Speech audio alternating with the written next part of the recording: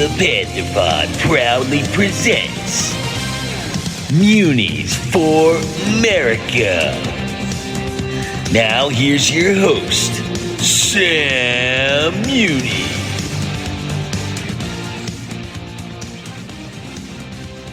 Resolute conservative. My name is Sam Muniz, and I'm here with my co-host Cole Wilson, and Dylan Cordova, and Chris Zarazinski. And today we'll be interviewing the brand new Panther president, or president-elect, I should say, Mr. Andrew Dupius. Say what? Did you guys storm the office yet? No, not yet, not yet. Protesting on the streets. Even though the principal actually told you to? Well, it's great to be here. I'm honored to have been voted. What is it called again? Panther President. Panther President. And what do I do? Not sure. Oh, okay. Well, I'm sure I'll find out. As much as Kamala Harris. It's like the Queen of Brit. It's like the Queen of England. You don't really. You're a figurehead. I'm good with that. You mean I get to be famous and no responsibility? Yep. Sounds good to me. All right. Well, it's great to be here. What do we got going on, guys? Well, big news currently is the uprising civil war. Apparently, that's what the media is playing it out to be. Yeah, absolutely, in Texas. Mm-hmm. Border crisis in Texas. But we actually want to come on here to ask you about some policies you'll have going forward as president. What's wrong with you, Cole? Oh, nothing's wrong with me. Policies based on what's going on at the school or in life or what? Yeah, what's going on at the school? So you had your debate yesterday. Yeah, so, I spoke about many different things. I spoke about, like, the 10-minute break and the 10-minute break and the 10-minute break. Yeah. That seems to be, like, the biggest, like, talking point.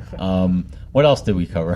Phone policy. Yeah, phone, like the usual stuff. And, I think I came down on a very fair and practical side. I mean, and I was actually interested in people's reactions, like the reactions of the crowd, like a mix of boos and cheers, and I like that. Yeah, it's it's good to have different points of view, and it's good to have different perspectives.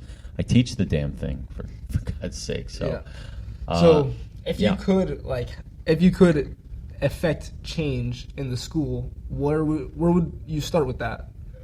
Where would I start with change in the school? Well, first I have to make sure that we want change. Okay, sure. That's the first thing. We need to, it's very easy to talk about things that we're in favor of or not in favor of. It's another thing to actually do things about them. And we have to really figure out what is it we want. We have to take every policy and say, okay, what do we as a school want this to be? And how are we going to achieve that? And that's where I'd start. I'd gather everybody together on both sides. I'd have student representatives, teacher representatives, administrative representatives, I'd have my opponent who got his butt kicked. No, it didn't. It was like 52-48, yeah. So it was pretty close. Interesting. But I would have Mr. Singer, like people like that, all of us to get together because that's what we're doing. We're trying to make things better for everybody. So we have to start with first figuring out what we as a school want. And that applies to literally every topic, really. That's where I'd start with everything. So in terms of what we want to change, do you have any ideas of what that would be? Well, yeah. I mean, obviously students and teachers have different ideas of, let's take the 10-minute break, okay? We have a 10-minute break, and I would start asking, because remember in yesterday's debate when Mr. Singer was talking about it should be more time, everybody was cheering and happy and everything. And I said, the first thing I said was, I am for the 10-minute break. And everyone started cheering. Then I said, however, 10 minutes is 10 minutes, not 10 minutes and 2 seconds or 20 seconds or whatever. So we have to decide, is it a 10-minute break or is it 10 and change? Like, that's because that's the mixed messaging.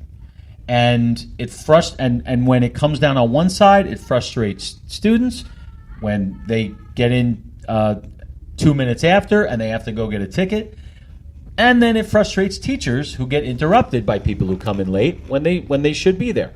So we have to figure out exactly what we want. When that bell rings, do we want the doors closed and everybody who's not there to have to get a ticket? If that's what we want as a school, then I will make that happen.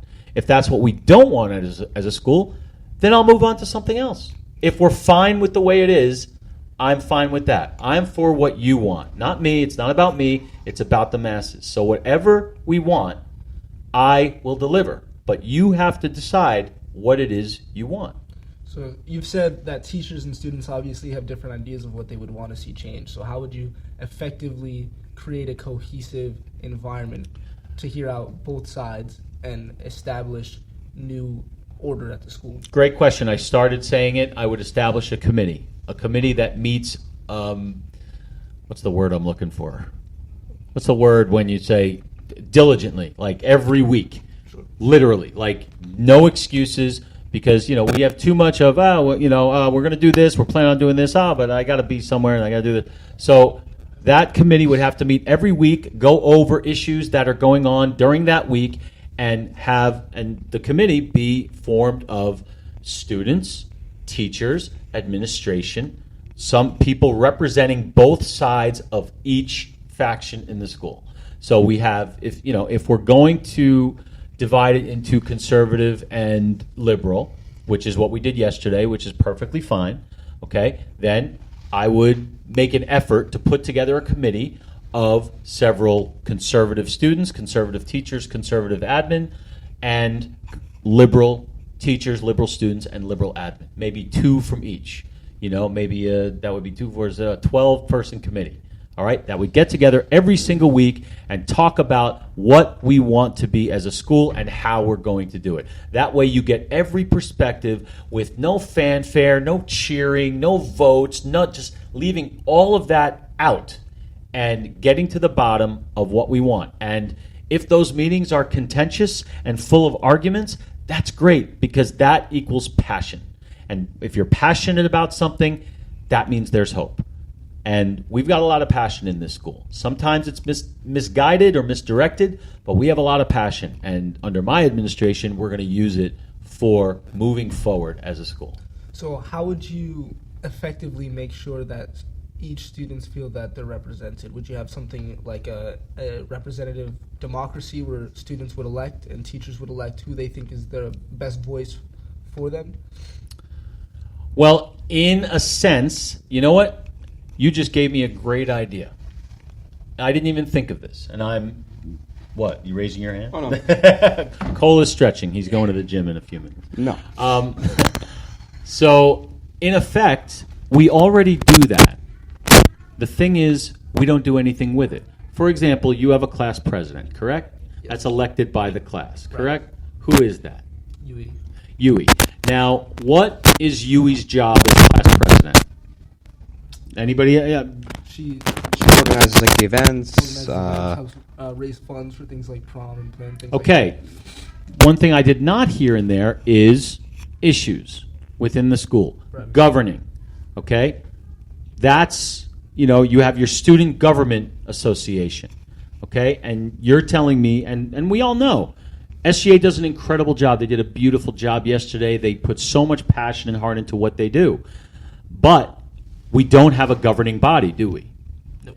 And that's what I would sort of increase the responsibilities of these elected people. I would increase the responsibilities of the class president, of the SGA senators. I would have them each be on these committees. For the high school part, I might not do this for middle school, but I would do it for the high school. That means we're going to have 4 class presidents on that committee. Each class is going to be represented by the person that they have elected to represent them.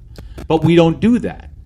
That's what I would do. Do you think that would create a shift from the kind of what people would perceive as a popularity contest for the election to an actual election for students' voices and issues?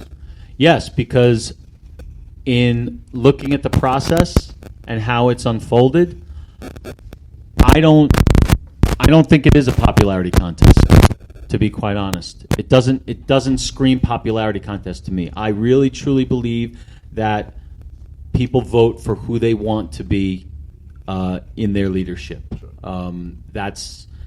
and I know that sounds like I'm saying like the presidents who are there right now are not popular people. That's got nothing to do with it. Right.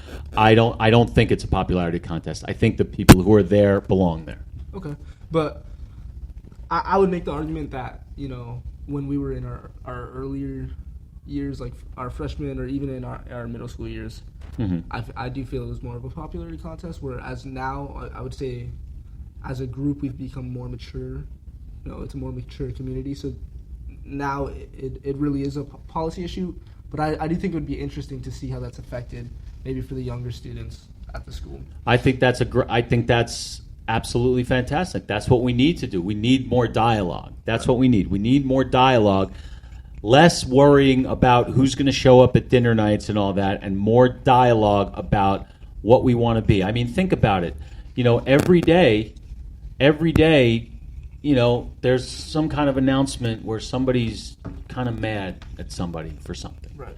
And it gives the impression that this school is like that. It's not. This school is a very upbeat and positive place. It's just what we need to do is because we've been talking about 10-minute break, study hall, all of these things since I've been here, which means that they've probably been talking about them before I've been here. So the fact that we're still talking about them indicates that we need to finally take a step forward. And that's what I plan to do in my new position, whatever that position actually is. How would you handle students' interactions outside of school? I need. What do you mean? Be more specific. For example, say give two me students were having like conflicts outside of school, maybe on social media or in person. How would you handle a conflict like that? Or do you think you should even be responsible to handle conflicts like that? Responsible. It's a legal thing. Okay, like what you do. Let's say you and Dylan were, going after the same girl, all right, and you were roasting each other. You were really getting serious about like fighting each other or something. Okay, I have no control or jurisdiction about what you do outside these walls. Okay, only if it affects what goes on inside these walls. So, for example, if you guys are having an issue outside that say leads you to be disruptive in class because you're arguing with it, then it becomes my issue. But if it's kept outside, I have no jurisdiction over that. I am absolutely 100% willing, able, and I would love to sit down and help people through these issues. That I can do, but that's up to them. One person who does have jurisdiction outside these walls is our SRO, Gasper. which is Officer Gasper. So if I knew that two of my students were going to beat the crap out of each other outside at the walk at 3:05, I might not go over there, but I would absolutely tell Officer Gasper to, or ask him to do whatever the protocol is for that. But it's not connected to the school. And when I'm doing that as a citizen. So I cannot tell you what to do outside of school, as long as it doesn't affect what goes on inside of school. So that might be an answer, like sort of. It's not a here or there answer, and I get that because it's not a here or there issue. Right. It's a difficult issue because we care about you personally, and we don't want you guys to. On a purely emotional level, we don't want anybody to hurt anybody, but we also have to understand what our job is and what the limits of our jobs are. That's very important. So a big topic is attendance and like coming in late. How do you feel about that? So they made changes this current school year because of a lot of people coming in late. Last. I don't know how long it's been going on, but it's been, I guess, getting popular for seniors, for senioritis. Not getting popular. Well, it's popular. It's been that way. Yeah. How do you feel about that? Do you mind if I turn it around just for a moment and ask you guys how you feel about that first? Yeah. Because I know what I'm going to say, but I'd rather hear what you guys. How do you feel about that? So I feel as long as you are getting your work done on a timely manner, you are not backed up with late work, obviously, good GPA, you're doing what you need to do, but you're not always there. I think that's perfectly fine to be able to come in late when you want. And like for my circumstances, I'll usually stay up later studying, and I'll miss first period so I can get enough sleep to study properly, if you get what I mean. That's why I'll come in late majority of the time. I think that's perfectly fine. Others might disagree, but it depends, honestly. Do you think that can be a case-per-case basis? Or Well, yeah, that's would you have to make school-wide that's definitely policy for it. that? Definitely depends on a lot of people, because there is examples of people that don't come in at all, or come in late a lot, and they're not doing the best academically. So I guess senior privilege kind of thing, where it would have to be on a casely matter. What if it is a senior, though? Do you feel like you should be I mean, punished for that? Or Well, what do you mean? Like, this is directed towards everybody, basically. right, but say there's multiple seniors that are not getting their work in, their GPA is dropping. Then they should be disciplined for that. Not even that. I feel like after multiple offenses, if you don't have a good, genuine reason as to why you've came in late, like a doctor's appointment or a dentist appointment, then yeah, there should be consequences that come with that. What about Chris? I'm going to kind of piggyback off what Cole said. I do agree that I think you should be responsible, but I also think that you should have the ability to come, not back and forth, but come in late if you want to. But if you're going to come in late, just be aware of the fact that you have to get your stuff done, or if you leave early, you have to get your stuff done. And, I mean, don't get me wrong, people would take advantage of it, but I think you would have to implement a system where people who do take advantage of it, they're no longer allowed to do it. I also think that kind of makes it better for going to college, because you're not going to have a teacher or administration telling you, oh, you're not in class, you have all this missing work. So it does kind of create a transition for students that plan on going to college, to show them what the next phase of their life is going to be like. You're not going to have your parents there telling you, you need to go to school, you're late to class, like, what are you doing? But I mean, like, they also can be like turned against it. Like, college, you're not in school every day for 7 hours. You are taking classes that are spread out throughout the day. So having to sit somewhere for 7 hours, as long as you're getting your work done, that's what college is really. You're getting your work done on your own time. That's true. Which is, you kind of can compare that to what I said before. So it honestly depends. I think they can segue into another topic, or You want my answer first? Sure. Yeah, your answer first. Okay, so I'm going to give you my belief, and then what I think we should do, because they're two different things. Because my beliefs are not what this is about. Right. Okay. Do I believe that everybody should be here on time and in class on time, and if they're not, there is a consequence, whatever that is, whether it's a ticket, whether it's a point on something, whatever. I believe that. I believe that if you are absent, you must have some kind of documentation. Otherwise, it's unexcused. We have to be meticulous with records, because the school is liable for you from 7:30 to 2:35. Now, are we liable for you if you're not here? No. However, when the end of the year comes and you might be at a point where you are close to passing a class or whatever, blah, blah, blah, or you don't get a good grade or whatever, and then we look at your attendance and we see that you haven't been here a lot, it becomes an issue, because, the parents want their child to graduate, but they haven't earned their thing or whatever. So it can't be anything that's like, okay, if you're doing well, you can do this. If you're not, you can't. It's got to be all or nothing. It can't be on a privilege basis. What it can be is perhaps an 11th and 12th grade thing.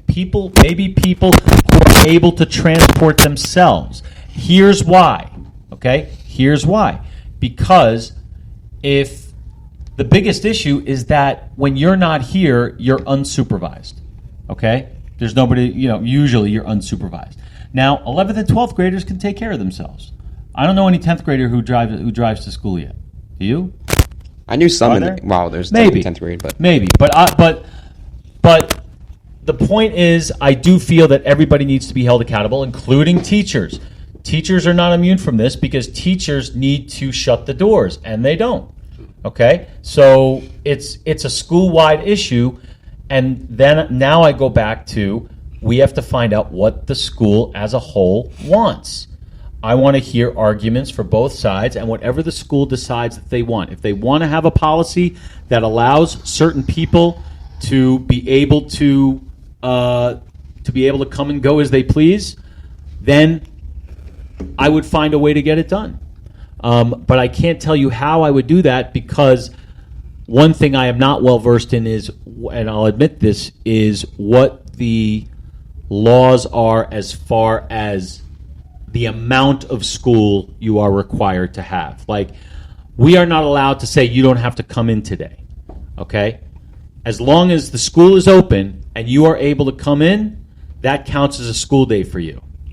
But if we tell you, Sam, you don't have to come in today, this is not a school day for you, you now have fewer school days legally than everybody else. Everybody is supposed to have 180 school days.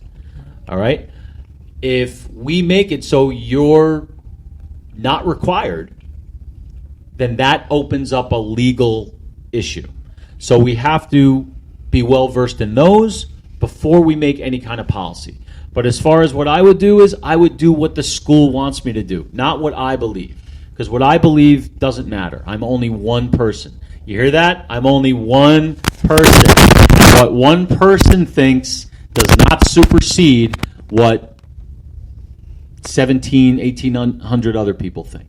So I know that's, again, not a clear-cut answer. All my answers are dependent on what the school wants. So then that's the same thing there. To Cole's point, you said that for students, school is 7 hours, 5 days a week. So do you believe that for students we need education reform and we need to see maybe lesser school days or less hours for students? If your question is, do I think that we can add, now I'm not talking as a school now, I'm talking as a society. Sure. All right, we have a society that promotes, whoever's moving the microphone, stop. Yes, just hold it. We live in a society that is a 5-day school week, a 5-day work week. This was a topic yesterday. So do I think that we can be more successful in less time? Absolutely. I have seen evidence of that. I have seen how successful we can be when the pressure is not so great. Would I support a 4-day work week? If it was done right, absolutely. A 3-day work week, if it's done right, absolutely. If it's done right, if it covers all the bases. For example, if I said, okay, you will have school 2 days a week in person, okay? You want to get ready for college? 2 days a week in person. The rest of the week you have to get your work done.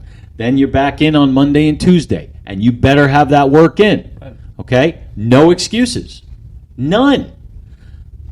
The excuses in a 5-day school week come every day. Oh, can I have one more day? Oh, I had to do this. I had a doctor's appointment. Right. Well, guess what? If school was only on Monday and Tuesday, then guess when your doctor's appointments are? Wednesday, Thursday, or Friday. Mm-hmm. When are your dentist appointments? Wednesday, Thursday, or Friday. You are in school from whenever to whenever on Monday and Tuesday, and then you get it done. That's college. Do you think it would be useful for students to be able to maybe create their own schedules? Where, for me, I don't want to go to a career field where I need to know calculus or things like that. So do you think it would be smart to allow students to choose things that work for them and inspire interest in themselves? Smart is probably not the word to use there. What's that music? Hear music. It's like guitar class or something. Oh, okay, cool. I wouldn't use the word smart there because I don't think it's about smart. It's about practicality. Sure. I've learned since look, I was a student.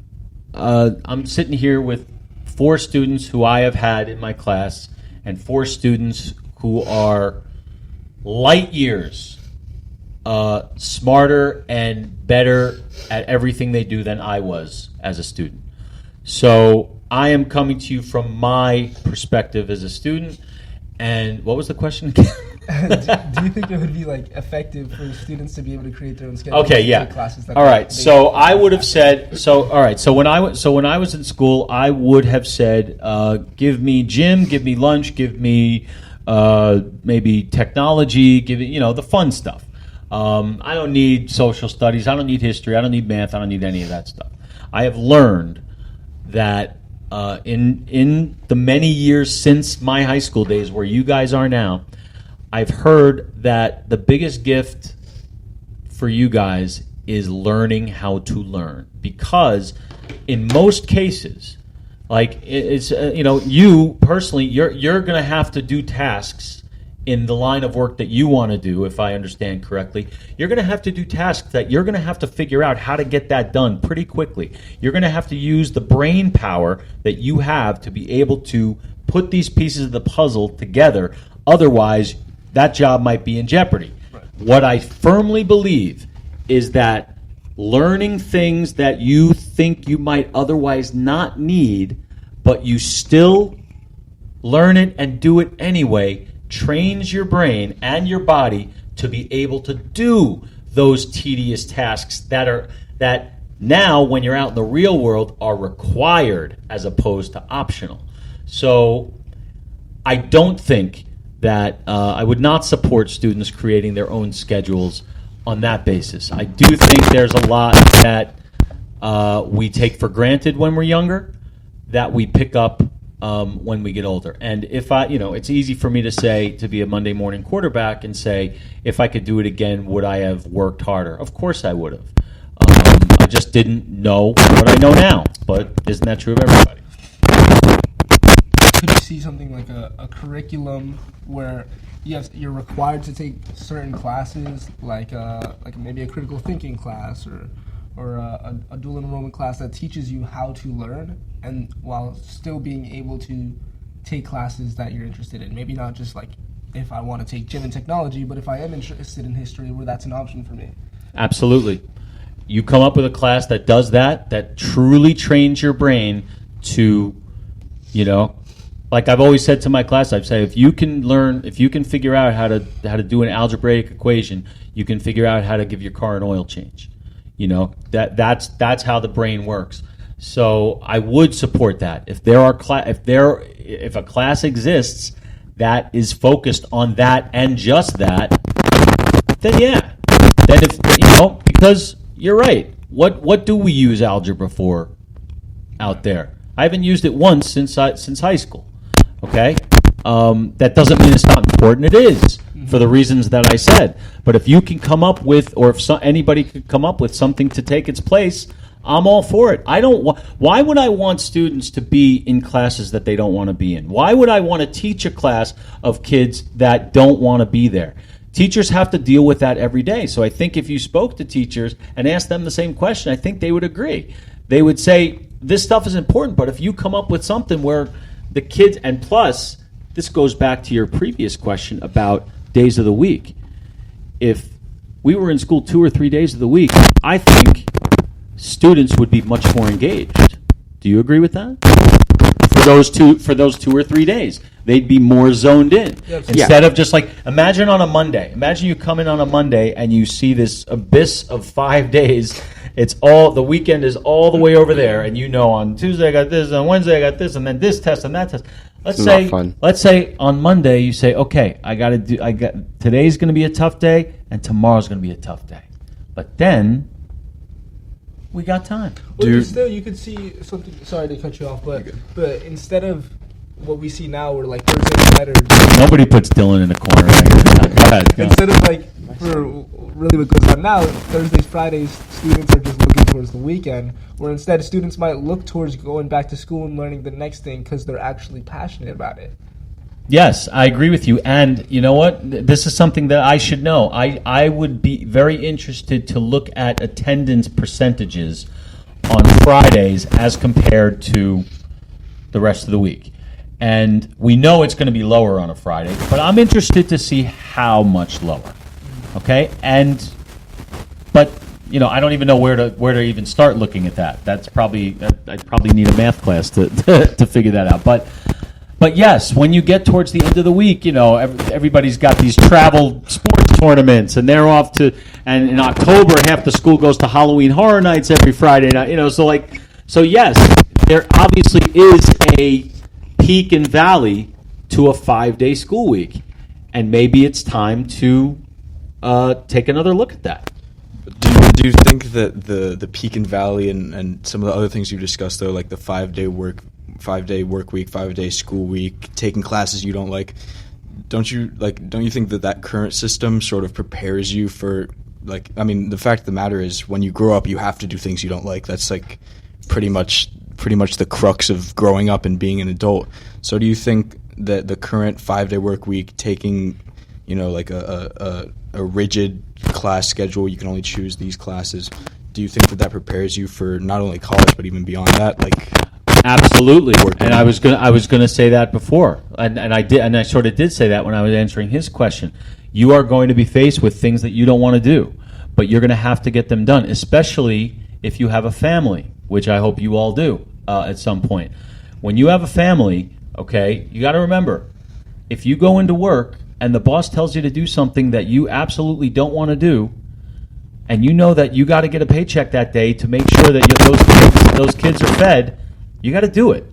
Now that's a word that that's not a nice scenario to think about, but you are going to be faced with tough days, and you are going to be faced with days like my brother, who I speak to and I see all the time. He's not the dean. He's a teacher up in Boca, and so we basically go through the same thing every day. We get up real early and we come in here and we do our job, and then we go home and we're absolutely exhausted. Just like you guys probably. Well, the difference between him and I is that he's got 2 kids and a wife. His real job starts when he gets home. This is not his real job. This is what allows him to do his real job. I have no idea where he gets the energy. Where he gets it is from his children. He's motivated by that. So, but we have to understand, and you guys have to understand, that responsibility is the biggest lesson you can learn from school, especially at the high school level. Knowing what your responsibilities are and living up to them. So anything that promotes that, I am for. That doesn't mean it has to be, like if you don't do this, then you're going to die poor and lonely. Not nothing is black and white. We treat it like it is, but nothing is black and white. So I would absolutely support that. So then, what's your opinion on this? Kind of piggybacking, but I know some schools have like you like to piggyback. You piggybacked last time. Maybe. I know some schools have like a home economics class. Yeah. But what is your opinion on like a life skills class? Like what you were saying about like people knowing how to do an oil change. I mean that's a pretty good skill to know. I mean, but like other skills like that. I mean, what's your opinion on having a class like that to help us kids be even more prepared for the future? I think it'd be absolutely phenomenal. And I know it's been discussed. We have just moving. That's so much noise in here. Here, pick this up. There have been talks about that. Our school, we are limited space-wise, we are right. limited student-wise, we are limited teacher-wise, but that doesn't mean we can't incorporate things. That doesn't mean a class like, I don't know, even like Global Perspectives, okay? Even like the one that I teach. There's no reason we can't take a field trip to AutoZone one day, or to a mechanic to see how a business like that runs, or maybe it's better for a business class, but to get different perspectives on things. To go to one thing I want to do is I want to do a field trip to a courthouse to see how the system, so kids can see how the system works. Right. Yeah. So we can incorporate life skills into other classes. We do have a shortage, like bigger schools like Douglas and Glades. They have, driver's ed and the equipment for it, and like a home and careers class. They have like full kitchens in these classes. I remember. Yeah, I know Douglas has one. Yeah, I remember. So logistically, it's difficult for us to do, but we can do it to a point, and maybe we should, especially in classes that maybe don't have like EOCs, end of course exams, where you can sort of venture off into tangents that might be valuable. So the way our school stands now, my position on that is we should start incorporating those ideas into the classes that we currently have. And I think some of them do, but I think we should do it more. But like, what's an example of like a class that you would add those so-called tangents into? Because I remember the question has been brought up before of excluding a class or two that maybe are not as popular, because that is a pretty popular choice for there to be a class like that.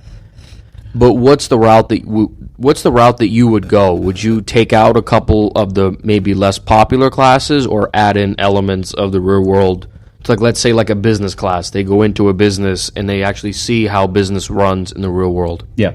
Good question. I think every class we have in the school right now is necessary to cover all of the, especially with the electives, I think we cover very well the interests of the demographic of the school. So my choice, based on, like I said, the limitations that we have, would be to incorporate things. So you want examples of that. So I would say it's a good question, and I have to. What do you think? I mean, I don't mean to kick it off to you, but I mean, it's something I haven't thought about. So, what's a class? Look, hey, the only class I've taken or I've been in the last 10 years is global perspectives. Mm-hmm. So I don't really know what goes on in these other classes. My last experience is 30 years ago. So you tell me, what classes do you have that would be conducive to that? I mean, I would definitely start with like a business class. Okay, which we have. Right. Right. And I mean, they could easily, I don't know how they would do that necessarily, but that would be up to admin and whoever else to figure out. But I mean, that would actually be useful for a business student to see how a business is run, or the corporate culture in real life works. Because I mean, that could be a real sticker shock if you just walk in there and you have no idea what's going on. I mean, you could have all this business knowledge, but you don't know how all the lingo works. You know what I'm trying to say? Yes, I know exactly what you're trying to say, and here's what I would do. I would take, now I don't know like if business is like an AP class or it's got an EOC or anything, but let's just put that aside for a second. Here's what I would do with a business class. I would say 2 days a week we'd be in class going over things that we need to understand, like crimes, torts, business, things that are part of business and business law. But I would say at least once a week we should go somewhere. Go to Pepperoni Grill, see how it works, see the different jobs, see all the different jobs that it takes to run a pizza restaurant. Okay, it's not just the people out front throwing the pizza in your face. It's the people washing the ovens and making sure that the stuff works and ordering the equipment. One day you go there, another day you go to we have 800 car dealerships here. Yeah. You know how much money you could make as a car salesman? Well, we should be able to go to these dealerships or a dealership. We have former students who work at some of them. Go to a dealership and learn how it works. So there should be more field trips like that for classes like that, and that's how I would start it. You know what I mean? I know you got something to say, but theater, they used to go to plays. They don't really do that anymore, do they? At least I haven't signed any field trip forms for that. But they used to go see, plays down here and musicals and shows. Like, that's part of the experience. It's not all. It doesn't all have to be about the performance that they do in school. You want to learn. So you want to see what other people are doing. Now, I'm not saying there's anything wrong with what we do here. I think our theater program is, I think it's the best in South Florida. I've seen some of the other shows at other schools. I've seen these. We are something else. But to answer your question, there are things in every class that we can implement to add to those real life experiences. Cole, give me something. We kind of do something similar to that. I'm part of the internship program. There you go. And I go to a chiropractor like every other day, every B-day. And it's not necessarily what I want to do in the future, but I'm opening my eyes on how to run a practice, a certain medical profession. And I'm going there and seeing it. I'm learning it instead of just learning it in the class. It's hands-on learning. So Yeah, and part of school, both high school and college, is not just learning about what you want to do; it's learning what you don't want to do. You could grow up your whole life thinking you want to be a lawyer, and then you take a law class and realize, no, this is not for me. Yeah. Okay, so that's part of it. You walk out of a year saying that was the worst class I ever had. You will be more informed about who you are and what you want than you were on the other side. If, that was a great fun class, it was great, we didn't do much, but we had a good time, we did this, we did that. It's almost better to understand why you don't like something than to just blanketly like something. Does that make sense? Right. Yeah, it does. So yeah. So that's so hopefully I'll be given a chance to do some of these things or be involved in some of these things, because that's what I chose to do with my life and career, to teach people, and you know what, I think the best thing a politician can do is teach, because that's when you truly have a chance to look out at all these people that you have in front of you who are looking at you like, tell us which way to go. Tell us what we don't know. Tell us what you have that we don't.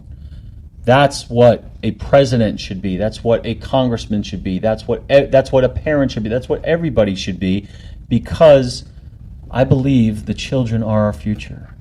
We have to teach them well, but let them lead the way. That is the greatest love of all. What? That's what Reagan was. A teacher. Yes, absolutely. Reagan was a teacher. Reagan was an actor. He was also a baseball commentator. Did you know that? Yeah, I did know that. You did? He was What team? He was in radio. What team? I'm not I know sure. what think team. He was in, Yes, very good, Chris. Chicago I Cubs. thought I heard that. Very somewhere good. one time. He was the governor of California, Yep. as was Arnold Schwarzenegger. So My guy. maybe when Arnold Schwarzenegger is 80 years old, he'll run for president. I was actually living in California when He can't run for president. he didn't. I was in California when he was the governor, and he was an effective governor from my perspective. Right. And he was a Republican. He's one of those Republicans who is sort of become a moderate for very specific reasons, which we won't get into here. But he's one of those. So, but I think just to end with this, like, for all you guys, it's all about you. It's not about me. It's not about anybody individually. It's all about what's best for you and what you want with your lives. That is my job. My job is to give you the tools and everything you need to go out and get what you want. And as the Panther president and as a teacher, that's my plan. And if I don't succeed, I expect you to take me to task for it. That's what we don't do. We don't take people to task. Take me to task. If I screw up, you tell me. We'll impeach you. Yes, that's what it's there for. It's no joke. That's what it's there for. That's what impeachment is there for. It's there to make sure that people are doing their job the way they're supposed to do it. Yeah. So, Well, Mr. Gruthius, or should I say Panther President Gruthius? just say jackass. Appreciate you having you on and you informing us and being not just a politician but a teacher. Well, it's my honor to be here, and I look forward to being here again. Let's. I mean, this is the premiere episode of your show. Absolutely. So, I know we did this because we had the election today, but next week I want to hear your views, Sure. because after all, this is Muniz For Merica. Get ready. So so we want to hear yours. So why don't you take us out? All right. Well, thank you for tuning into the show. If you stayed this long, then you're a trooper. Until next time. Patriot.